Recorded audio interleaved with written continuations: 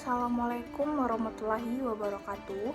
Perkenalkan, nama saya Evelyn Julika Putri, NIM 1814080029 dengan jurusan Tadris IPA Fisika UIN Imam Bonjol Padang dengan dosen pengampu Bu Adelia Alfama Zanita, MPD.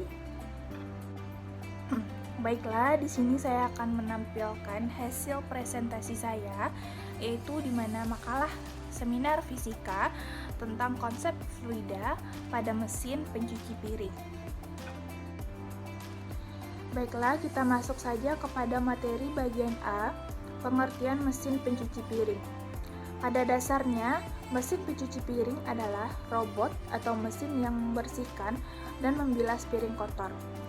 Manusia harus membuat piring, menambahkan deterjen, mengatur siklus pencucian yang tepat dan menyalakannya. Namun, mesin pencuci piring menyelesaikan keseluruhan rangkaian fungsinya dengan sendirinya.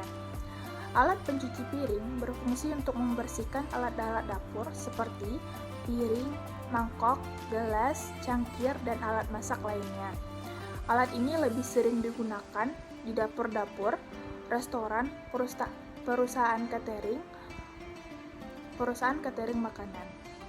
Alat ini juga dapat digunakan apabila kita kewalahan harus mencuci piring secara manual. Berbentuk hampir sama dengan mesin pencuci pakaian, tepatnya mesin pencuci pakaian atau tabung front loading, dan masih banyak kesamaan lain di antaranya. Membutuhkan air dan deterjen untuk alat bantu. Namun, berbeda dengan mesin cuci pakaian.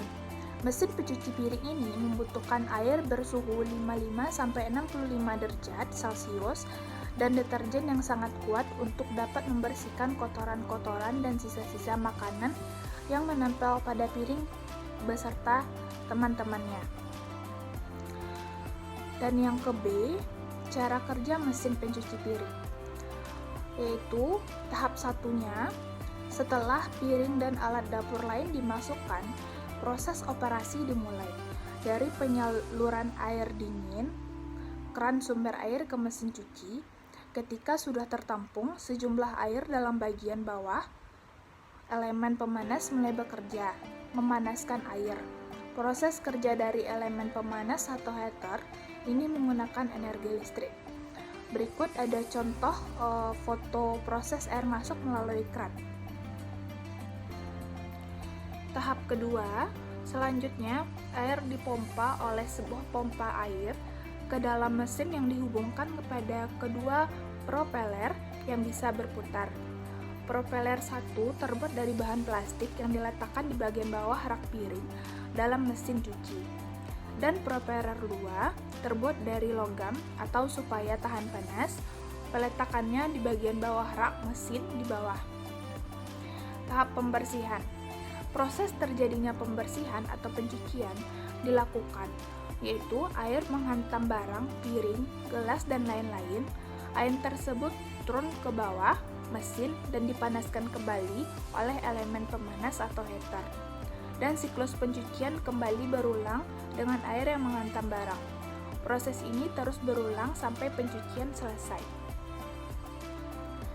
Untuk mengendalikan proses pencucian, mesin pencuci piring dilengkapi oleh timer atau MIS 1/2 jam. Setelah proses pencucian selesai, kotoran-kotoran yang berukuran kecil akan keluar melalui lubang pembuangan dan kotoran yang berukuran besar akan tertampung pada lubang penampung pada bagian bawah mesin. Agar lebih paham, simak cara kerja dengan gambar berikut. Berikutnya yaitu saluran air.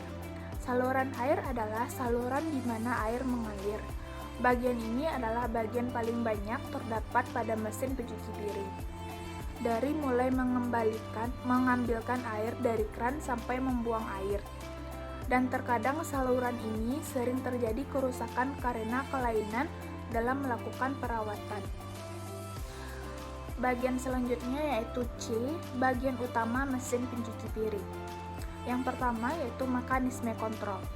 Mekanisme kontrol terletak di dalam pintu di belakang panel kontrol.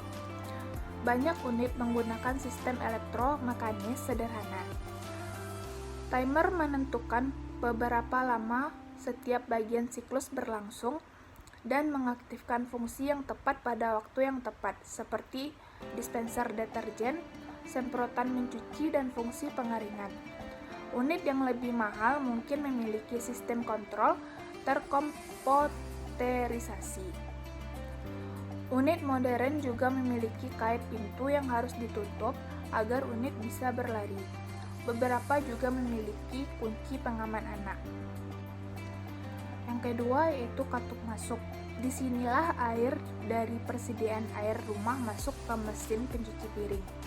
Pompa unit tidak memompa air ke dalam baskom saat katup masuk terbuka.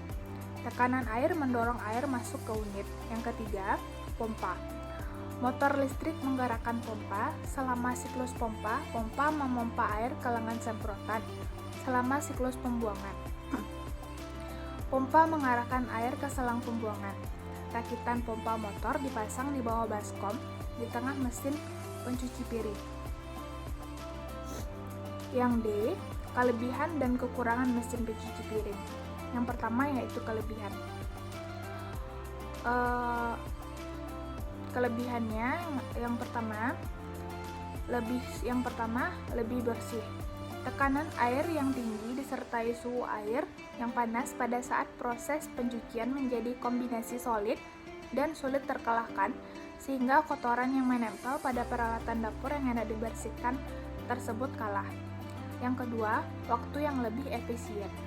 Sudah jelas, dengan menggunakan mesin pencuci piring, maka waktu yang diperlukan lebih cepat bila dirancang dibandingkan cara lama. Selain daripada itu, efisiensi lain adalah kita dapat mengerjakan pekerjaan lain sambil menunggu proses pencucian berlangsung. Yang ketiga, lebih higienis. Maksud higienis di sini adalah tidak adanya campuran tangan dan udara langsung, sehingga pada proses pencucian tidak akan terjadi kontaminasi. Yang keempat yaitu hemat air. Ini yang penting, air yang digunakan mencuci piring dan teman-temannya lebih sedikit karena air yang dialirkan menggunakan sistem semprot. Oleh karena itu, air yang digunakan akan lebih sedikit. Kekurangannya, yang pertama yaitu harganya yang mahal. Harga dari mesin pencuci piring ini dapat mencapai harga 16 juta dengan fungsi yang tidak terlalu dibutuhkan. Sebagaimana dijelaskan atas sebelumnya, bahwa mesin ini digunakan di restoran serta di kalangan tertentu saja. Dibarengi dengan itu, kebiasaan kita yang selalu mencuci piring sendiri ketika sudah makan membuat beban mencuci piring tersebut lebih ringan. Yang E, penerapan fluida atau fisika dalam mesin pencuci piring. Fluida adalah suatu zat yang dapat mengalir. Fluida dapat digolongkan ke dalam zat cair dan gas.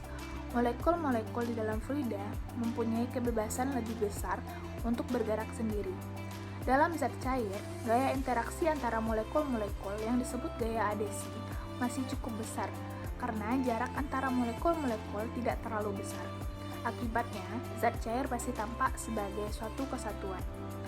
Lain halnya dengan gas. Molekul gas dapat dianggap sebagai sistem partikel bebas di mana gaya adesi antar molekul sangat kecil. Fluida dibedakan dari benda padat karena kemampuannya untuk mengalir. Kekuatan ikatan molekul dalam fluida jauh lebih kecil dari ikatan molekul dalam zat padat.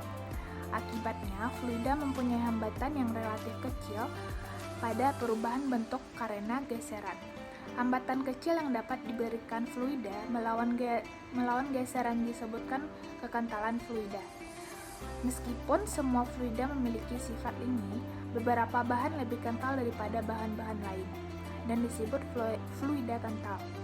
Biasanya digunakan untuk fluida yang kekentalannya relatif besar, karena kekentalan menghambat perubahan bentuk karena geseran.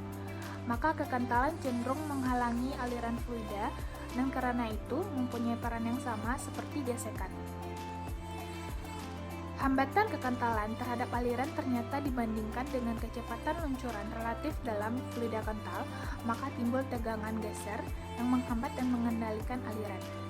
Hasilnya adalah aliran lancar dan teratur.